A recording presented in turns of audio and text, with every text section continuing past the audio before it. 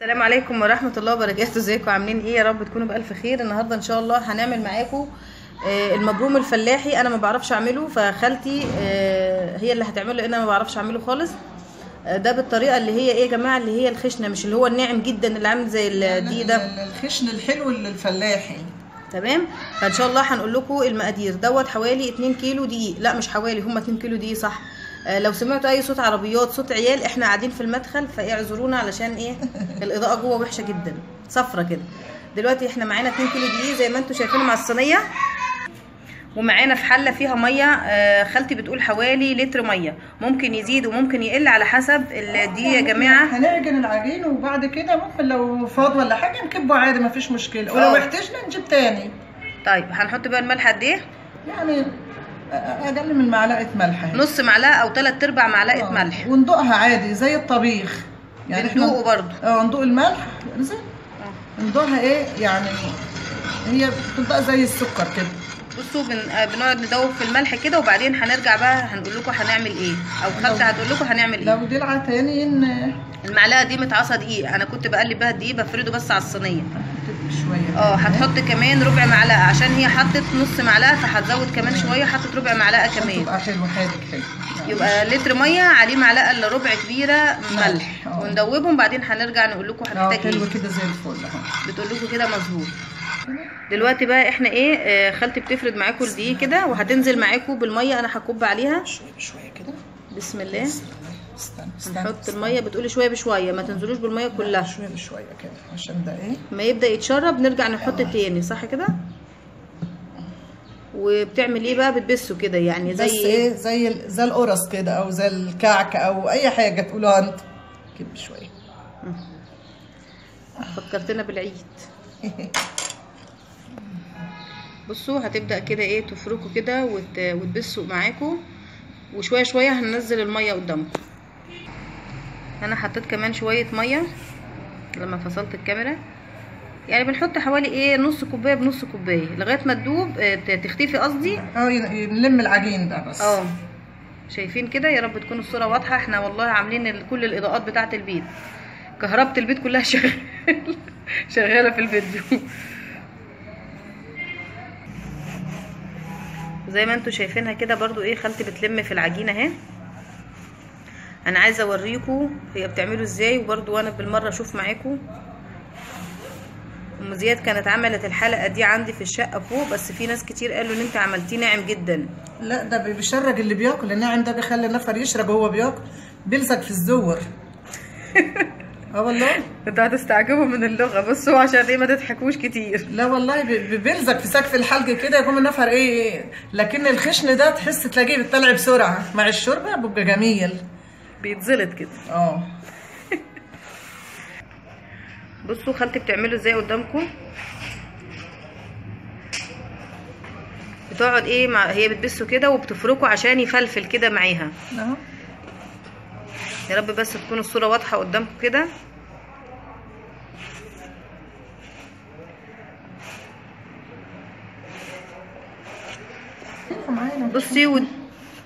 بصوا يا جماعه، وده شكل العجين، وخالتي لسه برضو بتعمل فيه، وبتقول لكم هي لسه بقى بالغربال هتبدا تهزه وتنزل منه الخشن جدا والناعم شويه او الوسط شويه. هي هتوريكم الخطوات خطوه بخطوه.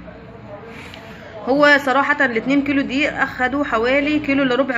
شكل المبروم دوت قبل ما نحطه في الغربال كده، علشان ايه نبدا نهزه ونطلع الخشن لوحده والناعم او الوسط لوحده. دلوقتي بقى هنحطه في الغربال ونرجع لكم تاني. وبعد ما حطيناه في الغربال زي ما انتم شايفينه كده، اللي عنده طبعا الغربال دوت هينفعه جدا، اللي ما عندوش يحاول يشتريه او يعمله في الكبه بقى. انا ما في ناس كتير بتعمل، ما جربناهوش في الكبه صراحه، بتعمله في الكبه. بصوا هنوريكم من تحت شكل الغربال وهو بينزل المبروم دوت.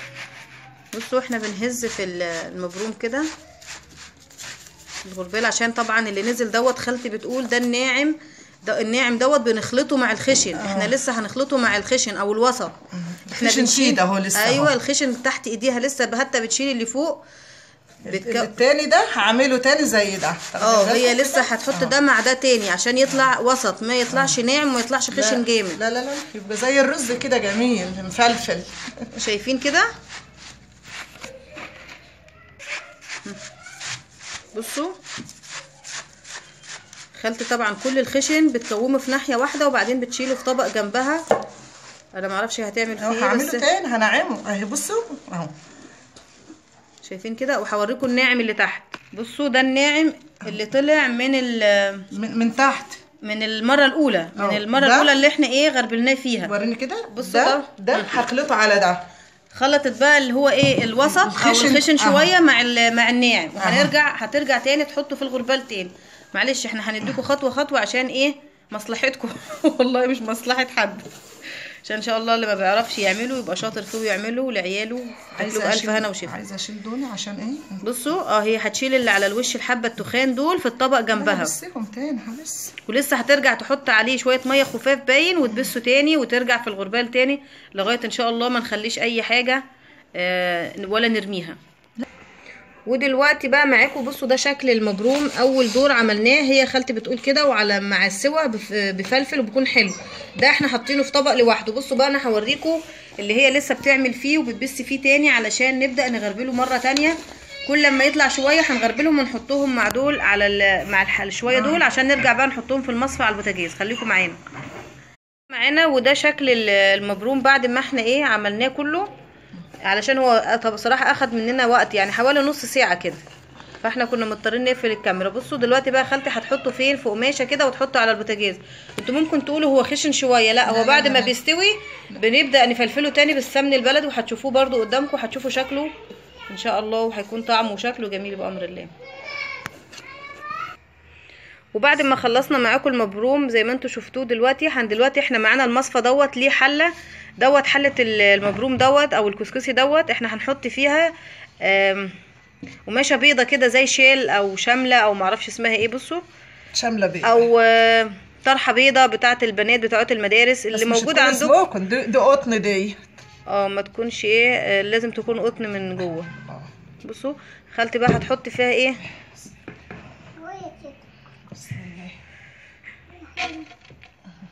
بنفرد فيها كده المبروم كده قدامكم بس يا ديدا.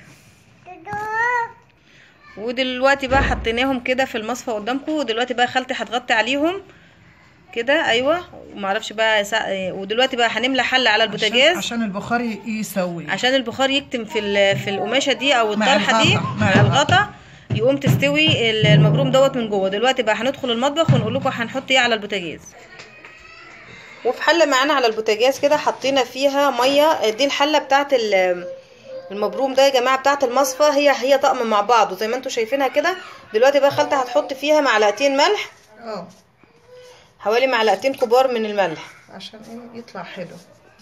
وهنحط عليها المصفى علشان ايه تبدا بقى تفور والبخار يطلع على ايه على المبروم دوت فتبدا تستوي معانا. وحطينا معاكم الحله المصفى على الحله بتاعتها على البوتاجاز اهي. دلوقتي بقى خالتي هتغطي عليه علشان ايه تسيبه. هي بتقول لكم بيقعد حوالي ساعه او ساعه ونص على البوتاجاز. كل وقت والتاني بتقلبيه؟ لا ولا بتلطيه ولا بنلمسه ان شاء الله. بعد ساعه او ساعه ونص تقلبي، بعد ساعه ولا ساعه ونص كده بالمعلقه ايه زي الرز كده بحيث ايه بنفلفله بس. وبعدين ايه بقى بنطلعه ونعمله بالسمن البلدي قدامكم دلوقتي. يستوي وهنعمله بس نكبه على الصينيه بالسمنه البلدي او السمنه الثانيه اللي موجوده في البيت يعني اللي موجوده عندكم اعملوا بيه ان شاء الله. استنونا بقى ايه بعد حوالي ساعه او ساعه ونص ان شاء الله.